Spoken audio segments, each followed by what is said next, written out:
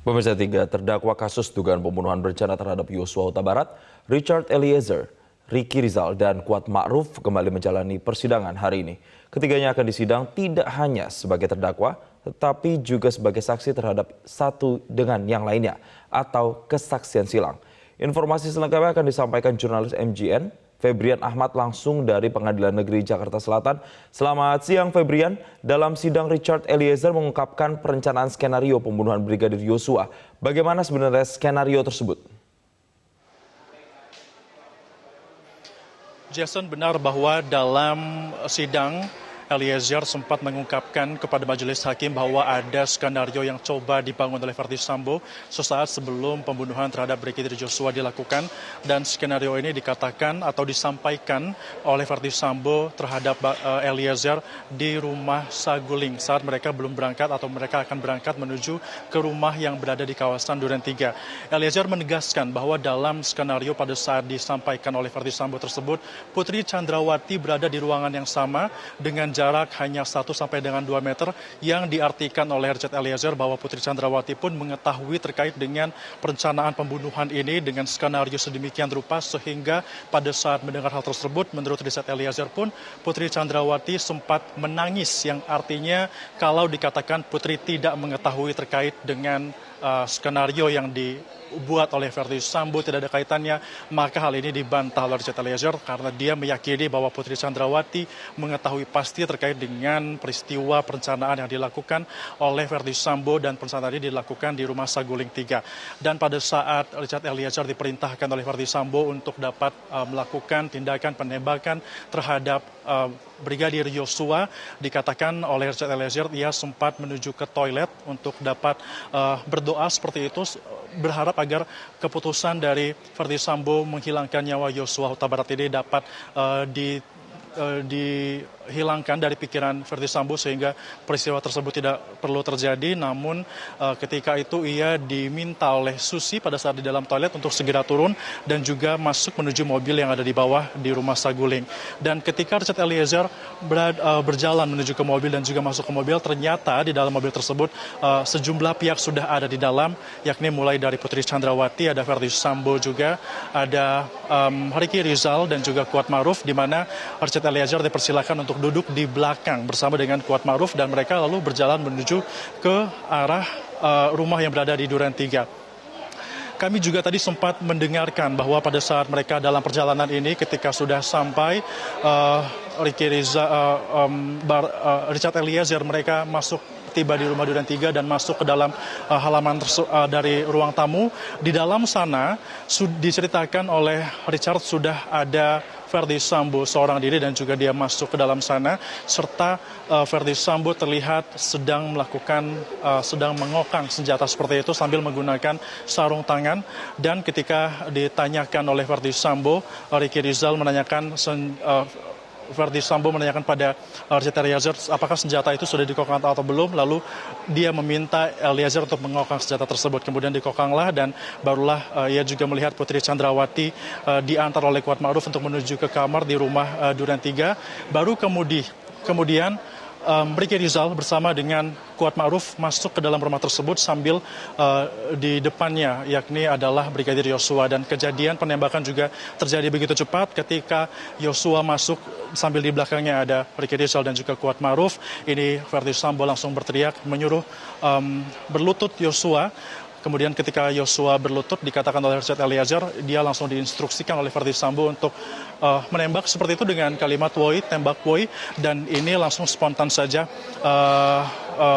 Eliezer langsung menembak Yosua dengan jarak 1 sampai dengan 2 meter, dan ada sekitar 3 sampai dengan 4 tembakan yang ditembakkan kepada Brigadir Yosua, dan dikatakan bahwa penembakan ini dilakukan begitu cepat, bahkan dia tidak sempat harus membidik yang mana, langsung menembak seperti itu. Dan ketika tertembak, menurut Richard Eliezer, Brigadir Yosua langsung jatuh namun masih mengeluarkan suara, artinya masih hidup dan juga meringis. Kemudian setelah sesaat dia tersungkur, Richard Eliezer sudah tidak melihat lagi atau sudah tidak fokus lagi, dia blank, dan Verdi Sambo langsung mengambil senjata dengan jenis Glock, di mana ini senjatanya ditembakkan beberapa kali ke Brigadir Yosua, dan barulah kemudian Brigadir Yosua tidak bergerak lagi. Ketika itu barulah ada senjata lain yang dipegang ataupun diambil lagi oleh Verdi Sambo, yakni senjata berjenis HS. Ini yang digunakan untuk menjadi skenario seolah-olah menjadi tembak-menembak.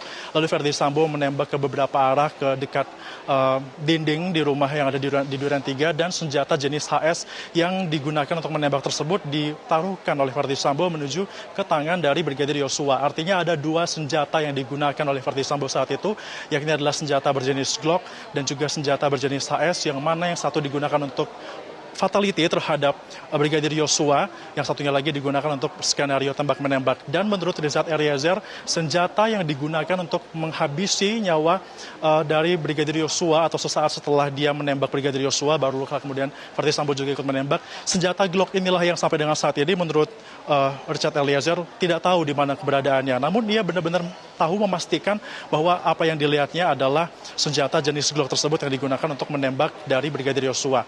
Kemudian keterangan ini juga tetap dipertahankan oleh Richard Eliezer, meskipun sebenarnya pada saat peristiwa pembunuhan itu terjadi, ia diminta Verdi Sambo untuk melancarkan, mengungkapkan sesuai dengan skenario yang dilakukan, di mana terjadi pelecehan seksual terhadap istrinya Putri Chandrawati, kemudian juga ada aksi tembak-menembak antara dia dan juga Yosua, barulah Yosua meninggal dunia. Setidaknya menurut Richard Eliezer, skenario seperti ini ia pertahankan selama 1 bulan, dan juga yang membuat ia akhirnya berpikir bahwa tidak mempertahankan skenario ini lagi adalah dikarenakan dia sudah dipisahkan dengan Verdi Sambo, tidak ada komunikasi selama 1 bulan kurang lebih, sehingga dia bisa mulai berpikir jernih.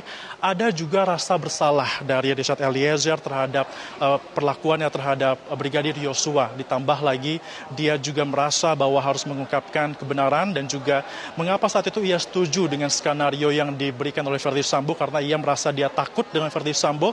Dia juga menjelaskan bahwa statusnya sebagai seorang barada, di mana ini katanya adalah merupakan posisi paling rendah dari seorang barada. Sementara Verdi Sambo adalah Jenderal Bintang 2 yang dianalogikan oleh Richard Eliezer ini bagaikan langit dan juga bumi, sehingga ia tidak mampu untuk menolak instruksi dari Verdi Sambo untuk menghilangkan nyawa dari Brigadir Yosua, dan juga mau tidak mau ikut mengikuti skenario yang sudah dibangun oleh Verdi Sambo. Meski demikian, setelah 1 bulan dia merenung, bahkan juga mengatakan menyesal melakukan hal tersebut, dan juga pada sesaat peristiwa belum terjadi, ketika saat ia diminta oleh Verdi Sambo untuk melakukan pembunuhan, penembakan terhadap Yosua Huta Barat, ia pun mengatakan sempat sambil menangis mengatakan di persidangan bahwa dia berharap bahwa peristiwa ini tidak terjadi, dan juga Tuhan menggerakkan hati dari Verdi Sambo agar tidak melakukan peristiwa tersebut. Namun peristiwa tersebut tetap terjadi dengan skenario yang sudah diatur oleh Verdi Sambo dan juga bertahan selama 1 bulan.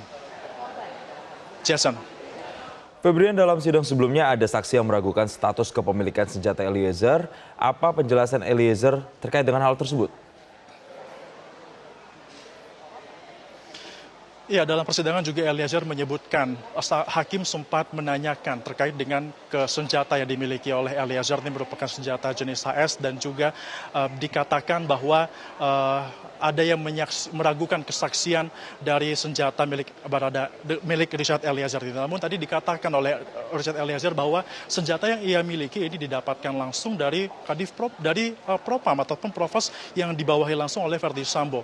Karena pada saat ia pertama kali diperintahkan untuk mendapatkan tugas menjadi ajudan dari Verdi Sambo pada akhir November 2021, sebelumnya ia bertugas di kawasan di Cikeas dan tidak memiliki senjata laras panjang, namun ketika dipindahkan tidak sempat membawa senjata, dan ketika sudah bertugas sebagai ajudan, Verdi Sambo sempat menanyakan kepada Richard Eliezer terkait apakah kamu memiliki senjata api atau senpi, dan Richard mengatakan bahwa dia tidak punya senjata. Maka Verdi Sambo mengatakan bahwa dia segera minta senjata kepada Cuk, dan juga Cuk pun mengatakan bahwa ia nanti akan diurus, dan sempat ditanyakan juga oleh Eliezer apakah dia perlu mengambil senpi di Cikeas atau tempat dinasnya yang sebelumnya, namun menurut Cuk tidak perlu, sehingga ia akan diberikan senjata yang baru dari Propam.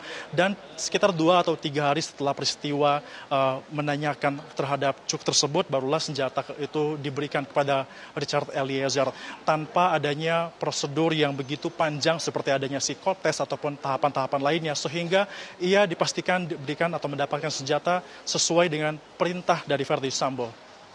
Jason.